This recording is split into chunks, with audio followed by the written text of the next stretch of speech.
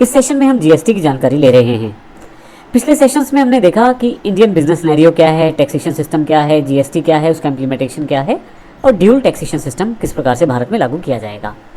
इस सेशन में हम जानकारी लेने वाले हैं कि आप अपने बिजनेस को किस प्रकार से जीएसटी के अंतर्गत रजिस्टर कर सकते हैं, इसकी क्या क्या रिक्वायरमेंट है और किस प्रकार से हम इस प्रोसेस को फॉलो कर सकते हैं। तो ये सेशन में देखेंगे किस प्रकार से हम अपना बिजनेस जीएसटी के अंतर्गत रजिस्टर कर सकते हैं, जो बहुत ही आसान है।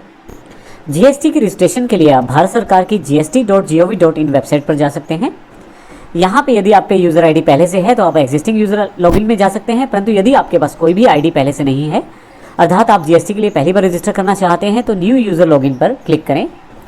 जैसे ही आप न्यू यूज़र लॉगिन पर क्लिक करते हैं तो आप यहाँ पे I agree to provide details पे बॉक्स पर चेक बॉक्स को क्लिक करके कंटिन्यू कर सकते हैं। मैं आपको ये सबसे पहले बता दूं कि भारत में जीएसटी से रिलेटेड सभी तरह के टास्क को कंप्लीट करने के लिए जीएसटीएन संस्था को संस्थापित किया गया है।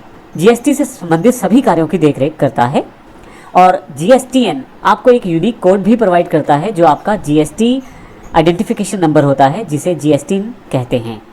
यह आपके पास बिजनेस करने में मदद करता है। जैसे यदि आप पहले से बिजनेस करते हैं तो वैट रजिस्ट्रेशन के अंतर्गत वैट नंबर मिलता था और सर्विस टैक्स के अंतर्गत सर्विस टैक्स नंबर मिलता था।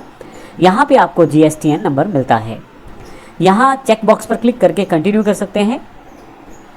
आप जैसे ही कंटिन्यू करते हैं तो यहाँ पे आपसे काफ़ी सारी जानकारियाँ मांगी जाती हैं। आपका बिजनेस किस प्रकार का है, क्या पार्टनरशिप है, यदि है तो उसका रजिस्ट्रेशन सर्टिफिकेट दें आप। इसके अतिरिक्त प्रिंसिपल प्लेस ऑफ बिजनेस कौन सा है आपका। यहाँ पे ध्यान रखिएगा, बहुत सारे सेगमेंट बनाए गए हैं। इन सेगमेंट में से हर एक में से केवल एक चीज़ आपको अपलोड करनी है वेबसाइट पे, वो है जेपीजी और पीडीएफ, दोनों में से किसी भी फॉर्मेट में हो सकती है।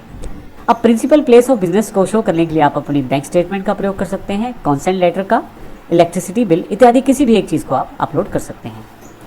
इसी तरह से आप डिटेल्स ऑफ ऑथराइज्ड सिग्नेटरी की जानकारी आप दे सकते हैं लेटर ऑफ ऑथराइजेशन के जरिए या copy of resolution passed by BOD अर्थात बोर्ड ऑफ डायरेक्टर्स के साथ।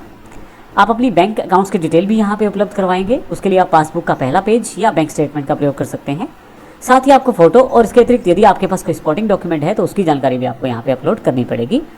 इसको अपलोड करने के पश्चात आप कुछ स्टेप्स को फॉलो करेंगे और आप इन सभी स्टेप्स को करने के बाद आप जीएसटी के लिए रजिस्टर हो जाएंगे।